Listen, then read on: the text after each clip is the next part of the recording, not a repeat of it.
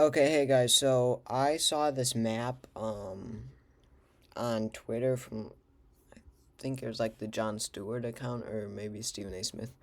I don't know, one of the branch offs. Um but it was a county map for the 2028 Democratic primary, and it's beautiful to say the least. But let's analyze this. Okay, so it must have been John Stewart since John Stewart is winning. Um much more than Stephen A. Smith. So it's the John Stewart 2028 account. But anyway, so first of all, we see. We'll actually start from the bottom up. That makes more sense. So Stephen A. Smith is at the bottom there. He just wins. It looks like he's yellow. So he wins just a few counties in the South. So clearly, this account does not have hope for Stephen A. Smith in 2028. I think he could really do well. Clearly, this account does not. Andy Bashir is this mint green. He wins in Kentucky and one county in West Virginia as well. No surprise.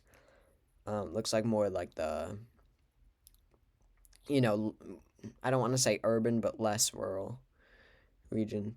Cory Booker just wins in New Jersey, his home state, and nowhere else. Pete Buttigieg is the bright blue, so he wins in Indiana, his home state, as well as some in southern Michigan, and then a few counties scattered across the Midwest, which is what I would think as well. I think that, this is, I assume, as if like every state voted on the same day. So like, obviously, so momentum from the early states doesn't matter, and all these candidates win the running. Obviously, stupid scenario.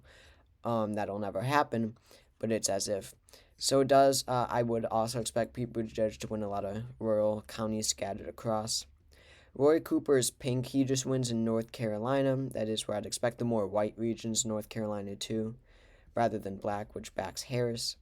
We got Ruben Gallego, who wins almost every county in Arizona. He's pretty popular. I think that makes sense for the most part. I don't think he'd do that well, but whatever.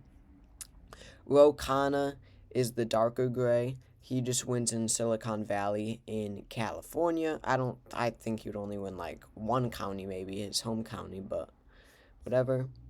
AOC is this bright orange. I guess she only wins in New York City. I definitely disagree with that. I think that AOC could win some counties in Vermont and Maine, especially. I bet Maine she'd win some. Maybe some California counties in the cities. Maybe Oregon. You got a lot of socialists. In Oregon, Washington, California, Maine, Vermont. I definitely think she'd do better than just New York. Jon Ossoff wins in white Georgia. I don't think he'd do that good, but whatever. Dean Phillips, it looks like, I mean, it only makes sense. He just wins this one county where I assume his congressional district was in Minnesota. I don't even think he'd win that. J.B. Pritzker, sorry, I don't know why I said that. Jared Polis is this light lime green in Colorado. He wins a handful of counties there. That's what I'd expect as well. J.B. Pritzker is this light blue, only wins in Illinois. Most of the suburbs around Chicago. That makes sense. Gina Raimondo, I think, does win this one county in Rhode Island. I don't think she'd win anywhere, but gotta give her something, I guess. Tim Walz is this, it's not Michigan, but just in Minnesota, this kind of light green. Um, and then Amy Klobuchar is the brown. That kind of makes sense. The more Republican areas back Amy Klobuchar, the more rural Democrats back Amy Klobuchar, while the more, more progressive, more liberal, more urban Democrats back Tim Walz. I guess that makes sense. I don't know. I don't really know how that'd go in Minnesota with Walz and Klobuchar in the race. Raphael Warnock wins some counties in Georgia. I don't know. Chris Murphy looks like wins Connecticut plus a county in New Hampshire. I'm from Connecticut. I do think that they are right in calling every county for Chris Murphy. He's very popular here. I don't know about that New Hampshire county, though.